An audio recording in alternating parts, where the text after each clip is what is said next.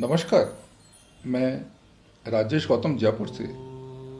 आप सभी लोग जानते हैं कि आध्यात्म मेरी हॉबी है। आज मैं आपसे इस संसार के अंदर नारी के कितने रूप होते हैं इस विषय पे बात करना चाहूँगा। जब से सृष्टि का निर्माण हुआ है, सतयुग, त्रेता युग, द्वापर युग और अब कलयुग, इसमें स्त्री के, नारी के दो रूप रहे हैं। पहला रूप देवी रूप और दूसरा राक्षसी रूप। देवी रूप के अंदर सीता, सावित्री और सती रूपी देवियां नारी के अंदर पूजी गई हैं। और दूसरे रूप में राक्षसी रूप के अंदर शूर्पणखा, जिसने समाज को दूषित किया है। तो पहला रूप जो नारी का है, सीता, सावित्री और सती रूपी देवियों ने, जिनके अंदर, जिनके संस्कारों में धर्म आगे चला है, जिनमें शील, त्याग, करुणा, प्रेम की वो देवियां रही हैं। परिवार के प्रति समर्पण रहा है, त्याग रहा है, त्याग की पराकाष्ठा रही है। और आज पूरा संसार उनको देवी के रूप में पूछता है। सीता ने अगर अग्नि परीक्षा दी है तो इस पूरी सृष्टि के अंदर, संसार में स्त्री का गौरव बढ़ाया है।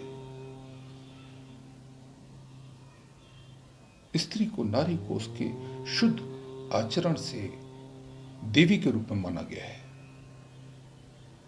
और सीता ने ही राम को मर्यादा पुरुषोत्तम राम की श्रेणी में लाके खड़ा कर दिया, भगवान की श्रेणी में लाके खड़ा कर दिया।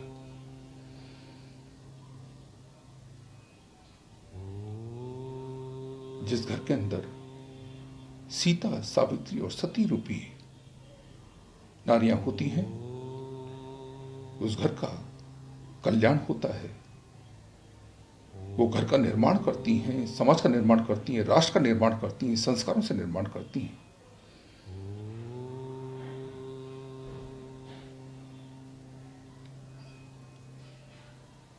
और जिस घर में राक्षसी रूपी, शूर्पणखा रूपी होती हैं, जिनके कुलक्षणों के अंदर अधर्म होता है, अधर्म आगे चलता है, छल, कपट, ईर्ष्या, द्वेष, स्वार्थ, लालच, वो हमेशा घर परिवार का, समाज का विध्वंस करती हैं। रावण जैसा महाज्ञानी, महापंडित, महाविद्वान, जब उसकी बुद्धि को शूर्पणखा जैसी नारी बुद्धि को भ्रष्ट कर देती है, इतने बड़े ज्ञानी, इतने बड़े विद्वान, इतने बड़े पंडित से भी अधर्म करवा देती हैं, सीता का हरण करवा देती हैं, और उसके बाद रावण का पूरा सर्वस्व कुल का विध्वंस करा देती हैं।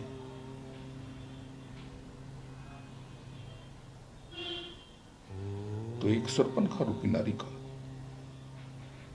उसकी नकारात्मक सोच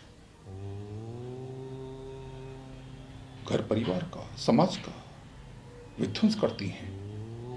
कहते हैं ना, संस्कार नारी ही देती है।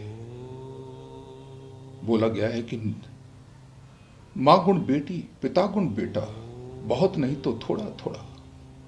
कन्या में संस्कार उसकी मां से आते हैं। अगर मां के अंदर सीता, सावित्री और सती के संस्कार हैं तो कन्या में वही संस्कार आएंगे, त्याग के, सेवा के, करुणा के। एक सीता के संस्कार डेवलप होंगे।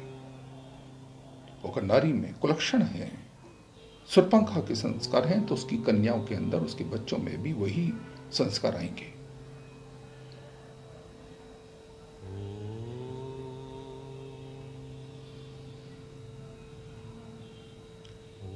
एक नारी एक घर परिवार का, समाज का, राष्ट्र का नवनिर्माण करती है। सीता रूपी नारी और शूर्पणखा जैसी नारी घर परिवार का, समाज का, राष्ट्र का विध्वंस करती है।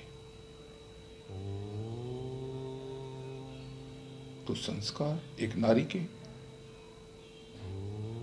जैसे होंगे वो वैसे ही फलीभूत होंगे।